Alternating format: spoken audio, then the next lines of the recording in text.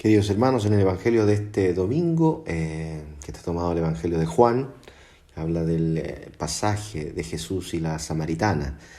Saben que Jesús se entera de que los fariseos saben ya de que muchos lo siguen y decide irse a Galilea. Y para irse a Galilea, desde Judea, pasa por Samaria.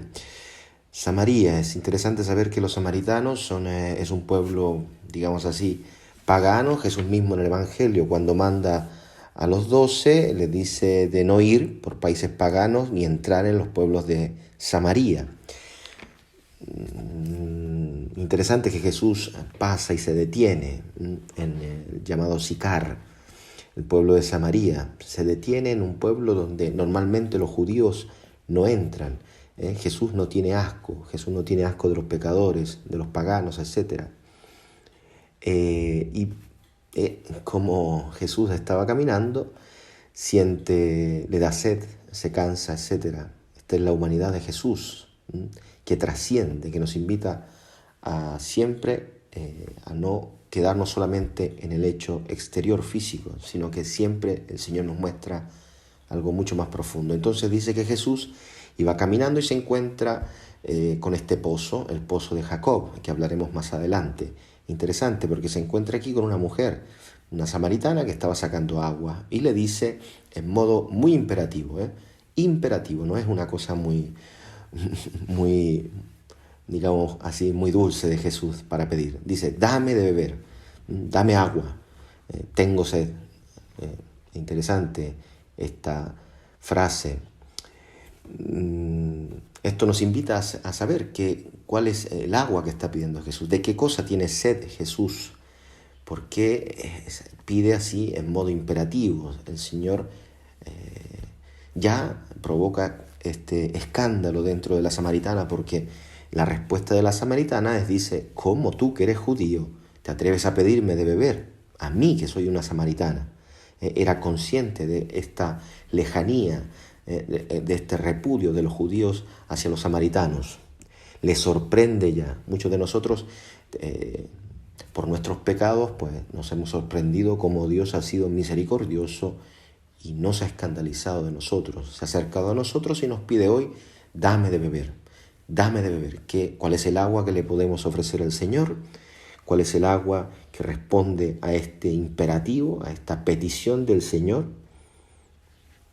Le podemos ofrecer un agua sucia, sinceramente. La única cosa que le puedo ofrecer al Señor es esta agua sucia, ¿no? Mis pecados, los sufrimientos. Sabéis que yo me encuentro aquí en Roma, en Italia, donde mucha gente no puede en este momento celebrar la Eucaristía, celebrar la misa. Están todos en casa, en una cuarentena absoluta, y mucha gente está sufriendo. Pero le ofrecemos al Señor nuestros sufrimientos, le ofrecemos al Señor esta cuarentena, las ofrecemos por aquellos que lo necesitan, por aquellos que necesitan de una oración todavía más profunda, aquellos que están sufriendo, aquellos que han perdido familiares a causa de este coronavirus. Cosa le podemos ofrecer hoy al Señor. ¿Qué cosa le podemos ofrecer al Señor? Y a cambio Él nos dará este don, porque el diálogo continúa y dice, el Señor le responde a la samaritana, si conocieras el don de Dios y quién es el que te dice dame de beber, serías tú la que me pedirías de beber y yo te daría agua viva. Este es el punto. Esta agua viva, un agua que fluye, un agua que no se estanca, un agua que no está sucia, ¿no? Un agua que no está sucia, un agua que fluye, es un agua limpia, pura. Esto es lo que nos devuelve el Señor. No tenemos nada para darle al Señor. No tenemos ni para darle de beber, ni para darle de comer, porque más adelante también los discípulos le ofrecerán de comer. Esta es nuestra realidad. No nos quedemos en el hecho solo externo de que Jesús tiene sed porque va de camino. No, Jesús está pidiendo hoy de manera especial qué cosa podemos darle. Pero si no le podemos dar nada a Dios, si se supone que a Dios no le falta nada, sí, ¿no? En este momento todos nosotros le podemos ofrecer al Señor lo que tenemos y Él lo transformará en agua viva. Dice, todo el que bebe de este agua volverá a tener sed. Obvio, hemos buscado saciar nuestra sed en tantas cosas, mas el Señor nos invita a tomar esta agua, porque dice, el que beba del agua que yo le daré, jamás volverá a tener sed, sino que ese agua se convertirá en su interior en un manantial capaz de dar vida eterna. Y esto es lo que quiere el Señor para nosotros. Este es el diálogo profundo que tiene Él con la samaritana. Le está invitando a la conversión, como dice el profeta Isaías, un pasaje precioso de la Escritura. Dice el profeta Isaías, hablando sobre el ayuno, que realmente agrada al Señor. Dice, el Señor será siempre tu guía, te saciará el hambre en el desierto, hará vigoroso tu cuerpo, serás como un huerto regado, como un manantial de agua, cuyo cauce nunca se seca. Te volverás a levantar de las ruinas.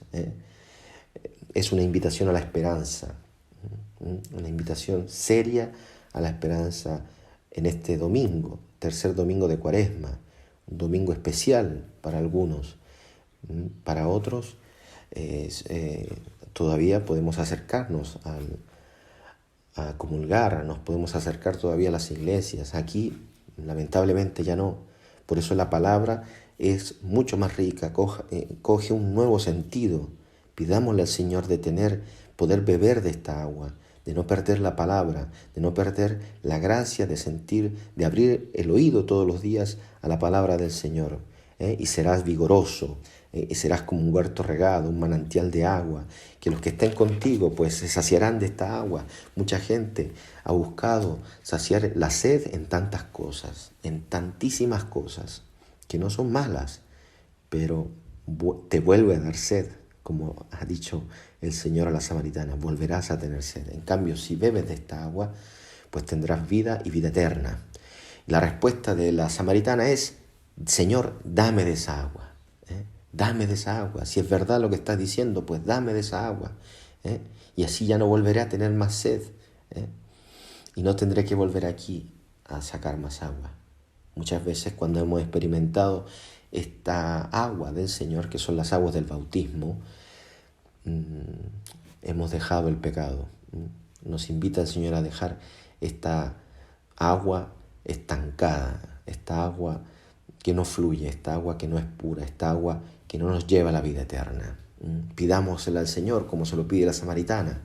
Y el Señor, luego de, en vez de decirle, coge esta agua, te la doy, no, le dice, vete a tu casa, llama a tu marido y vuelve aquí.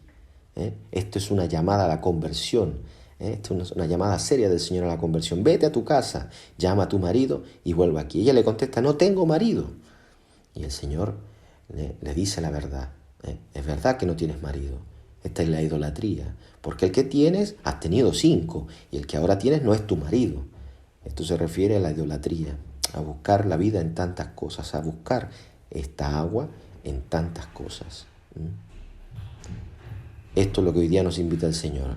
A reconocer en Él, en su palabra, la profecía. A reconocer en Él el consuelo, el ánimo. Lo que necesitamos en este tiempo tan difícil que estamos viviendo. Y luego, más adelante, esta mujer inicia un proceso de conversión, de pasar de la idolatría, del paganismo, de la lejanía de la fe, viendo a Jesús, inicia un proceso de conversión. Y Jesús la invita, le hace esta invitación a no tener miedo. Le dice, mujer, créeme, está llegando el momento. Mejor dicho, ha llegado ya en que los verdaderos adoradores, porque era este problema entre Samaria y Jerusalén, donde se debía ofrecer el holocausto, donde se debería ofrecer al Señor el culto. Dice, o en Samaria o en Jerusalén. Este era el problema entre los samaritanos y los judíos. Jesús le dice, está llegando el momento, mejor dicho, ha llegado ya, en que los verdaderos adoradores rendirán culto al Padre en espíritu y en verdad, porque estos son los adoradores que el Padre quiere, no aquellos que simplemente tienen una religión de tipo material, de tipo, o sea, que dependen solamente del lugar físico, no, aquellos que en el corazón tienen este espíritu y esta verdad, aquellos que adoran al Señor, como dirá también el evangelista Juan, un poco más adelante en el capítulo 8, una cosa estupenda. Dice en el versículo 31, dice: si os mantenéis fieles a mi mensaje, a mi palabra, seréis verdaderamente mis discípulos.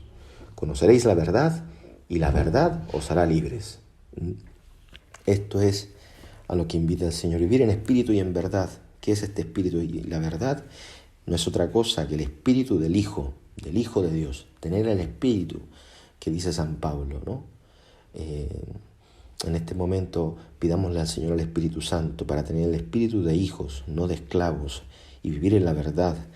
¿Cuál es la verdad? Que somos pecadores, que tenemos necesidad de la misericordia de Dios, tenemos necesidad de esta agua que sacia, de esta agua que purifica, de esta agua que nos invita a la vida eterna, esta agua que verdaderamente nos lava de tantas inmundicias, de tantas cosas que realmente nos meten en la tristeza.